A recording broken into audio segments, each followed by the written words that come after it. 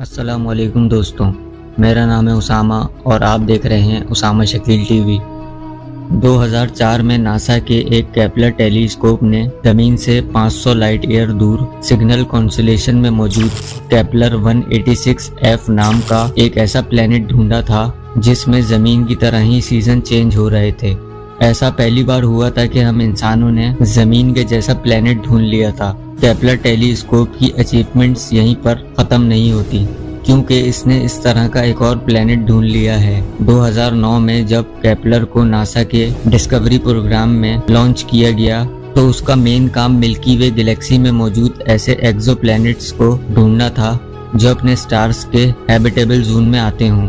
शायद आपको पता हो, जब ये लॉन्च हुआ था जब इसमें दुनिया का सबसे बड़ा पैरामाइड मिरर यूज किया गया था। इसके साथ इसमें 96 मेगापिक्सल के कैमरास भी लगाए गए थे जिसका काम लाइट के प्रोसेस को पूरा करना था। नासा के एस्ट्रोनॉट्स को केपलर से एक ही काम करवाने में इंटरेस्ट था और वो काम ये था कि मिल्की वे गैलेक्सी में ये पता लगाना क्या स्पेस में कोई ऐसा प्लेनेट भी है जहां हमारी जिंदगी की तरह लाइफ मौजूद हो। 2009 से 2018 में काम करने के दौरान केपलर टेलीस्कोप ने स्पेस में 5,30,576 स्टार्स को ढूंढ निकाला था और इनके चक्कर लगाने वाले 2,662 एक्सोप्लैनेट्स के बारे में पता लगाया था।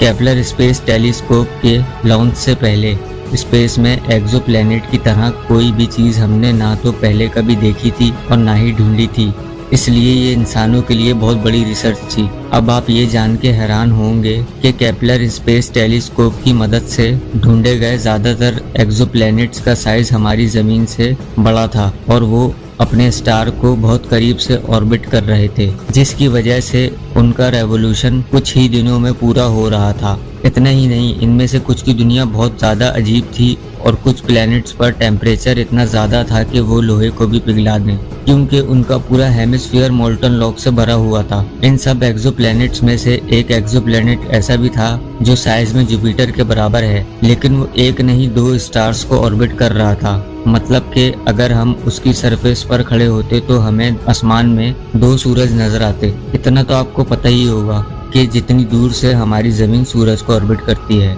उस जोन को हैबिटेबल जोन कहा जाता है, क्योंकि हैबिटेबल जोन में टेम्परेचर ना तो ज्यादा होता है और ना ही कम, बल्कि इतना टेम्परेचर होता है जिसमें लाइफ पॉसिबल हो और यहाँ पर पानी लिक्विड फॉर्म में रह सके। यहाँ मैं आपको बता दूं कि साइंसदानों ने बहुत सारे ऐसे प्लैनेट्स ढूंढे हैं जो अपने स्टार के हैबिटेबल जोन में आते हैं, लेकिन उनमें लाइफ और पानी की कोई भी गारंटी नहीं होती, क्योंकि लाइफ की पॉसिबिलिटी को चेक करने के लिए किसी भी प्लैनेट पर पानी का होना जरूरी है। इसके बाद केपलर के जरिए एक ऐसा प्लैनेट ढूंढा गया जिसने रिसर्चर्स के दरमियान एक एक्साइटमेंट पैदा कर दी। सितंबर 2019 में साइंटिफिक टीम ने ये अनाउंस किया था कि हमने जमीन से 124 लाइट ईयर दूर K218b नाम का प्लैनेट दरियाफ्त किया है और इस प्लैनेट के एटमॉस्फेयर में लिक्विड पानी के साइन ढूंढ लिए हैं। शायद आप सब ये जानते होंगे कि K218b का मास जमीन से 8 गुना ज्यादा बड़ा है और ये साइज में जमीन से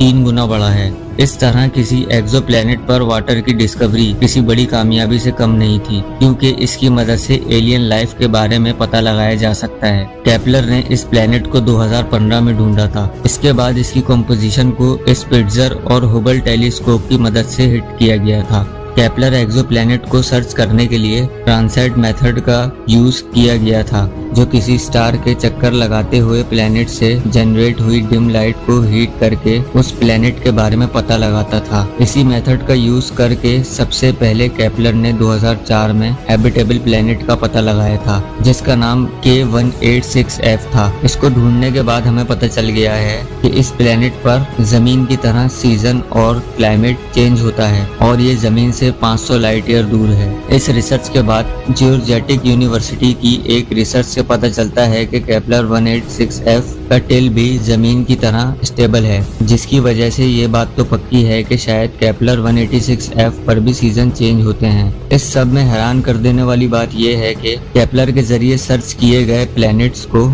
इनके एल्गोरिदम एयर की वजह से उन्हें भी रिजेक्ट कर दिया गया है। उन्हें भी अदर टेलीस्कोप की मदद से रीएनालाइज किया जा रहा है। ऐसा ही एक प्लैनेट केपलर 1649c है, जिसे 2020 में ढूंढा गया था। आप ये जानकर हैरान होंगे कि ये हमारी जमीन से 1.06 गुना बड़ा है और ये अपने स्टार से जितनी लाइट रिसीव करता है वो सूरज से जमीन को रिसीव होने वाली लाइट का 75% है, जिसकी वजह से इसका टेम्परेचर तकरीबन जमीन की तरह ही होता है। इससे पहले कि हम आगे बढ़ें, हमारे ये जानना बहुत जरूरी है कि केपलर की मदद से ढूंढे गए 2662 एक्सोप्लैनेट में सिर्फ 16 प्लैनेट ऐसे हैं जो अपने सोलर सिस्टम के हैबिटेबल जोन में आते हैं। इन 16 प्लैनेट में से कुछ प्लैनेट अपने स्टार से टाइडली लॉक्ड हैं, यानी उनकी एक साइड हमेशा अपने स्टार की तरफ होती है और दूसरी साइड अपने दूसरे स्टार की तरफ, जो कि जिंदगी के लिए बिल्कुल भी आइडियल कंडीशन नहीं है। इसके अलावा कुछ प्लैनेट्स हमारे सोलर सिस्टम में मौजूद नेपच्यून के जैसे हैं। दोस्तों, केपलर की मदद से ढूंढे गए स्टार और एक्सोप्लैनेट्स को देखने के बाद साइंटिस्ट ने एक चीज नोटिस की है कि हमारे सूरज के जैसे स्टार के पास ही जमीन के साइज या फिर उससे बड़े प्लैनेट होते हैं। अगर आपको लगता है कि केपलर टेलीस्कोप ने मिल्की वे गैलेक्सी में जमीन से अच्छे प्लैनेट ढूंढे, तो आप गलत हैं, क्योंकि इनके अलावा भी इसने कुछ ऐसे प्लैनेट ढूंढे जो लाइफ के लिए सुटेबल नहीं हैं, लेकिन उन्हें देखकर एस्ट्रोनॉट हैरान जरूर हो गए। और ऐसा ही एक प्लैनेट KOI 5a भी है, जिसको 2009 में ढूंढा गया था। इसके अलावा लावा प्लैनेट भी इसकी रिसर्च में से एक है। इतने ज्यादा प्लैनेट को ढूंढने के बाद वो दिन आ ही गया जब केपलर का फ्यूल खत्म हो गया। इसके एक महीने के बाद केपलर 30 अक्टूबर 2018 को रिटायर्ड हो गया और इसके रिटायरमेंट का दिन जोहान्स केपलर की 338 एनिवर्सरी भी थी। इसके नाम पर केपलर टेलीस्कोप का नाम भी रखा गया। उम्मीद है आने वाले वक्त में साइंटिस्ट और भी ऐसे टेलीस्कोप बनाएंगे जो केपलर की तरह दुनिया बदलने की पावर रखते होंगे, और जेम्स वेब टेलीस्कोप इन्हीं टेलीस्कोप में से एक है। और केपलर की रिसर्च किए गए एक्सोप्लैनेट और भी क्लोजर लुक सिर्फ यही टेलीस्कोप हासिल कर सकता है।